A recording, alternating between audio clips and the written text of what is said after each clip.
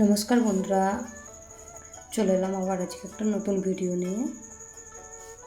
চলুন ঘরে থাকা কিছু সামান দিয়ে আজকে বানাবো একদম দোকানের মতো মুচমুচে জিলিপি। একদম ঘরের কিছু বেসিক যেগুলো ঘরেই থাকে সেগুলো দিয়েই বানাবো। আর আমি যেমন করে বানাচ্ছি আপনারা ঠিক এইভাবেই বানাবেন, দেখবেন তাহলে খাস্তা মুচমুচে হবে জিলিপিটা। দেখুন, জিলিপি বানানোর জন্য আমি 1 কাপ ময়দা, 1 বাটি ময়দা নিয়েছি। এটা যদি ওজন করি 100 গ্রামের মতো হবে। আর তার সাথে যে ঘরে যে নর্মাল চামচ থাকে সেই চামচে 4 চামচ বেসন নিচ্ছি। দেন মেপে মেপে আমি বেসনটা নিয়ে নিচ্ছি।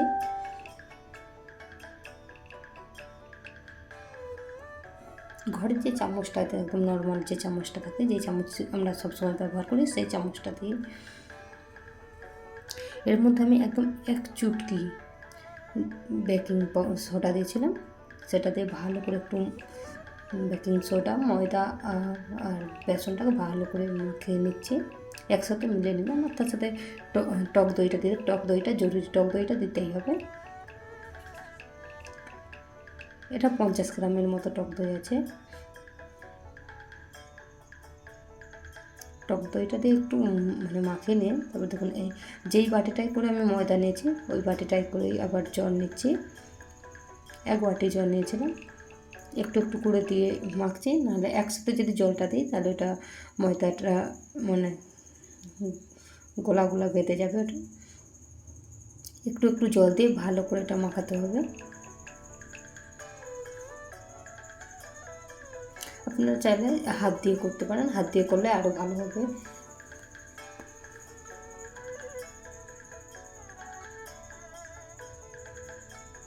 তো এটা হচ্ছিল না, এটা দিয়ে তারপর আবার একটু জল নিয়েছি। ওই বাটিটারই 1 বাটি জল নিয়েছি, কিন্তু 1 বাটি থাকে না, একটুখানি, হাফ বাটি হাফ, এই বাটিটারই হাফ বাটির হাফ আবার জল নিয়ে এটাকে ভালো করে মাখাচ্ছি।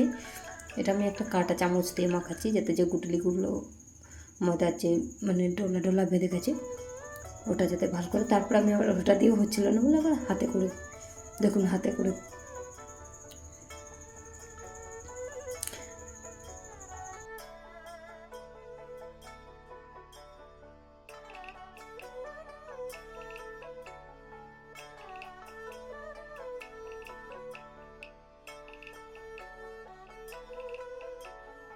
চিনির সিরাপ বানাবো। চিনির সিরাপের জন্য দেখুন এই বাটিটাতে 100 গ্রাম চিনি ধরেন, আমি 200 গ্রাম চিনি নিয়েছি ওজন করলে। এবার ওই বাটিটাতেই মেপে আমি 1 বাটি জল দিয়ে দিয়েছি, আর 1 বাটি হাফও না, হাফের থেকে একটু কম জল নিয়েছি। চিনিটা এমনভাবে করবেন সেটা চিপচিপে হবে, যে একতার টাইপের সেরকম হবে না, চিপচিপে একটু দেখুন। চিনিটা একটু গলে যাওয়ার পরেই 1 মিনিট পরেই নামিয়ে দেবেন চুলা থেকে। নামিয়ে এর মধ্যে ফুড কালার দেবেন, কালারটা জিলিপির কালারটা লাল আনার জন্য, একটু সুন্দর আনার জন্য আমি ফুড কালার দিয়েছি। আর তার সাথে এখন তো শীতকাল, নাহলে এটা দানা দানা হয়ে যাবে বাবা। দেখুন ওই জন্য এর মধ্যে একটু লেবুর রস দিয়েছি।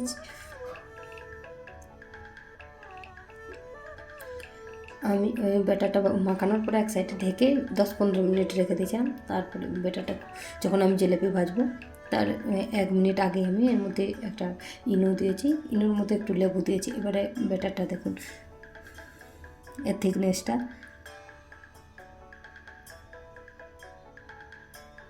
কেমন পাওয়ার লাগছে দেখুন, একদম ছোটো ছোটো ছোটো ছোটো গর্তের মতো হয়ে ছোটো ছোটো একদম ছেদে। আর আমি তেলের প্যাকেটে করে বানাবো। যারা মিষ্টি দোকান ওদের তো একটা বেশ সুন্দর কাপড় থাকে, আর আমার কাছে তো ওটা নেই, ওই জন্য আমি তেলের প্যাকেটে করেই বানাচ্ছি। তেলের প্যাকেটে আরামসে বেনে যায়।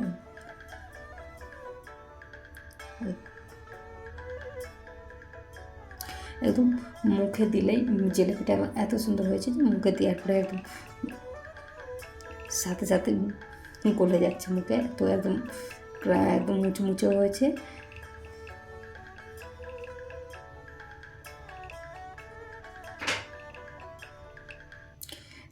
তেলটাকে একদম হাই হিটে করে নেবেন, হাই হিটে করলে তাহলে দেওয়ার সাথে সাথে এটা চলে যাবে।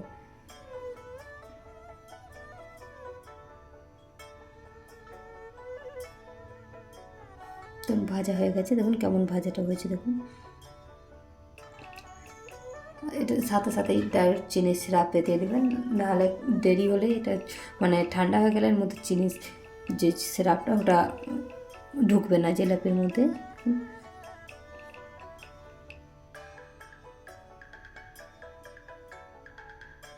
আমি সবগুলো এরকম করে ভেজে নিয়ে সে চিনি সিরাপে মানে 1 থেকে 1.5 মিনিট এটা ডুবিয়ে রাখবেন।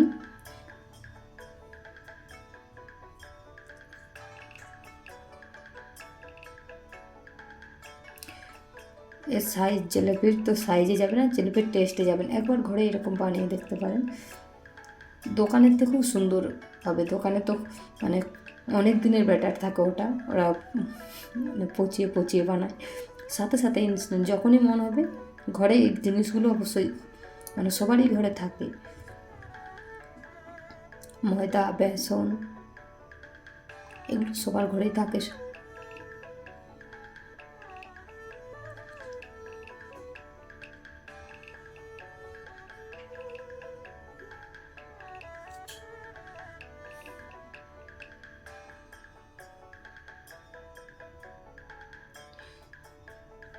আমি মানে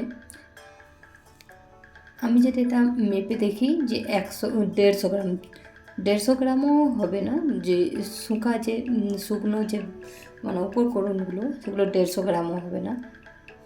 আমি এতগুলো জিলেপি বানানোর পরে এখনও আমার ব্যাটার বেঁচেছে। আমার ঘরে তো খাওয়ার এত লোক নেই, এই জন্যে আবার মানে কালকে বাচ্চারা স্কুলে যাবে তখন বানিয়ে দেবো আর নিয়ে চলে যাবে স্কুলে। দেখুন দেওয়ার সাথে সাথে